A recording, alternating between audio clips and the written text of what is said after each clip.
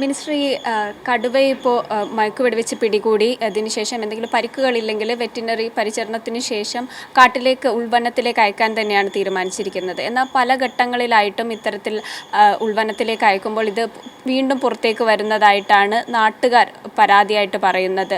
പല ആദിവാസി ഊരുകളിലുള്ളവരുമൊക്കെ ഈ ഒരു പ്രശ്നം പറയുന്നുണ്ട്. നമുക്ക് എന്തായിരിക്കും ഒരു ശാശ്വത പരിഹാരം ഇതിൽ കാണാൻ കഴിയുന്നത്? നമ്മൾ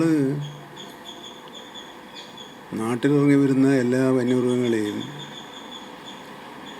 വെടിവെച്ച് കൊല്ലുക എന്നതല്ല പരിഹാരം.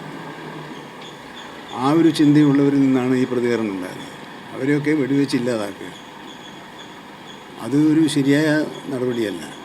അതാണ് വനംവകുപ്പ് ഇതുവരെ സ്വീകരിച്ചു പോകുന്ന നിലപാട്.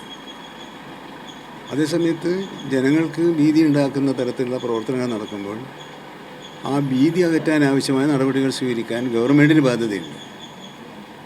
ആ ബാധ്യതയാണ് ഇപ്പോൾ നിർവഹിച്ചുകൊണ്ടിരിക്കുന്നത്. ഇപ്പം ഒരു കടുവയെ, ഫോർ എക്സാമ്പിൾ, കടുവയെ നമ്മൾ പിടിച്ചു, മയക്ക് വെടിവെച്ച് പിടിച്ചു. അതിനെ ആദ്യം പരിശോധനക്കാണ് വിധേയമാക്കേണ്ടത്.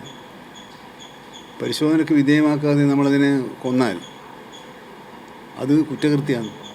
അതേസമയത്ത് പരിശോധനയ്ക്ക് അതിനെന്തെങ്കിലും ആദ്യം അസുഖമുണ്ടോ എന്ന് നോക്കുക.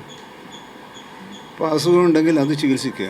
ചികിത്സിച്ചിട്ട് രണ്ട് മാർഗ്ഗമാണുള്ളത്. ഒന്നുകിൽ ഉൾവനത്തിലേക്ക് അയക്കുക, അല്ലെങ്കിൽ നമ്മുടെ ഏതെങ്കിലുമൊക്കെ സംരക്ഷണ സ്ഥലങ്ങളിൽ, എന്ന് പറഞ്ഞാൽ ഉദാഹരണം സൂ പോലുള്ള സ്ഥലങ്ങളിൽ തന്നെ നമ്മൾ വീണ്ടും കൊണ്ടുപോയി അവരെ അങ്ങനെയുള്ള കാര്യങ്ങൾക്ക് ഉപയോഗിക്കാം. പക്ഷേ നിങ്ങൾ പറഞ്ഞതുപോലെ ഈ പോയ കടുവ തന്നെയാണ് തിരിച്ചു വരുന്നതെന്നുള്ളതിന് ആർക്കും ആധികാരികമായി പറയാൻ പറ്റില്ല.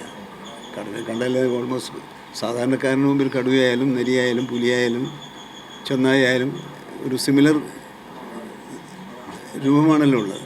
പക്ഷേ നമ്മൾ അമ്പൂരി അടക്കമുള്ള വനപ്രദേശങ്ങളിലുള്ള ആദിവാസി ഊരുകളിലുള്ളവരോട് സംസാരിച്ചപ്പോൾ അവർ പറയുണ്ടായത് മറ്റ് സ്ഥലങ്ങളിൽ നിന്ന് കൊണ്ടുവരുന്ന മൃഗങ്ങളെയാണ് എങ്കിൽ പോലും അവിടുത്തെ ഉൾവനത്തിലേക്ക് കയറ്റി വിടുമ്പോൾ നമ്മളിപ്പോൾ അങ്ങനെ ചെയ്യുന്നില്ല. നമ്മളിപ്പം പിടിച്ച 3-4 കടുവകളെ നമ്മുടെ സുവോളജിക്കൽ പാർക്കിലല്ലേ കൊണ്ടുപോയത്. അതേമാതിരി ഇവിടെ നമ്മുടെ നെയ്യാറിൻ്റെ അടുത്തുള്ള അല്ലല്ല, പുതിയൊരു ഇത് തുടങ്ങിയില്ല നമ്മൾ,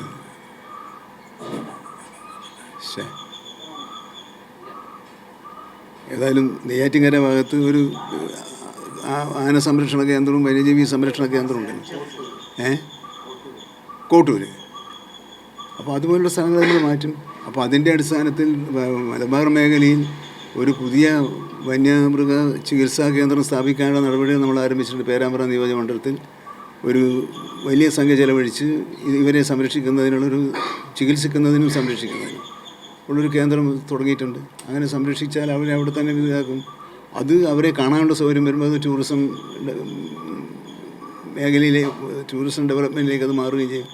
അങ്ങനെ ഒരു ദീർഘകാലാടിസ്ഥാനത്തിൽ സമയബന്ധിതമായ ഒരു പരിപാടിയിലൂടെ അല്ലാതെ എല്ലാ മൃഗങ്ങളെയും കൊന്നൊടുക്കി വന്യജീവിയുടെ ആക്രമണത്തിൽ നിന്നും ജനങ്ങളെ രക്ഷിക്കുക എന്നത് ഞങ്ങളെ ഒരു ഗവൺമെൻറ്റിൻ്റെയും ഒരു പൗരൻ്റെയും ലക്ഷ്യമാണെന്ന് ഞാൻ കരുതുന്നില്ല.